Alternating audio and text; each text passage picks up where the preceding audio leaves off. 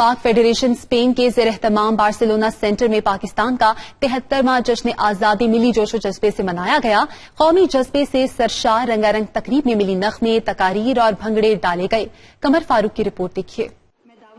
پاک federation Spain کے زیر اہتمام جشن آزادی کے پروگرام کا آغاز تلاوت قرآن مجید اور نعت رسول مقبول صلی اللہ علیہ وآلہ وسلم سے ہوا۔ پروگرام میں سبز حلالی پچھووں میں ملبوس بچے پاکستان کی زندہ تصویر نظر آتے رہے۔ شرکا ہاتھوں میں پرچم اور جھنڈیاں تھامے پرجوش نظر آئے۔ اس موقع پر بچوں نے تقاریر بھی پیش کی۔ ننھے بچوں اور بچیوں نے ملی نغمے اور بھنگڑے ڈال کر سما باندھ دیا۔ مقامی گلوکار قدیر خان نے بھی ملی نغمے سنائے تو حاضرین جھوم اٹھے۔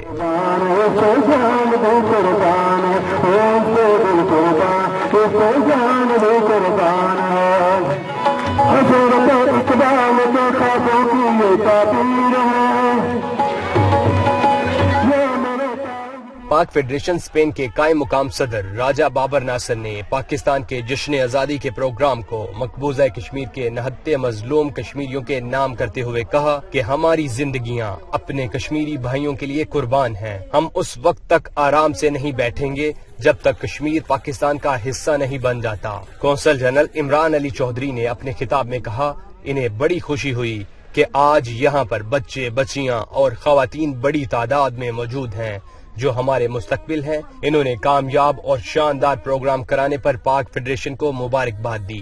دنیا نیوز سے گفتگو کرتے ہوئے شرکا نے جشن آزادی اور کشمیر کے حوالے سے اپنے خیالات کا اظہار کیا۔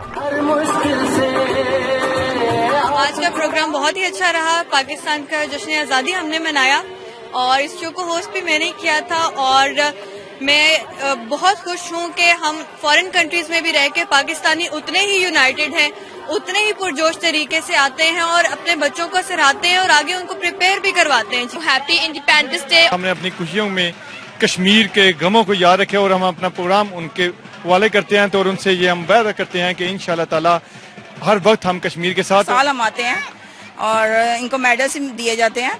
بہت اچھا پروگرام رہا ہے ان کا نا بچوں کا۔ پروگرام کے اختتام پر بچوں اور بچیوں میں میڈلز اور ٹرافیاں تقسیم کی گئیں۔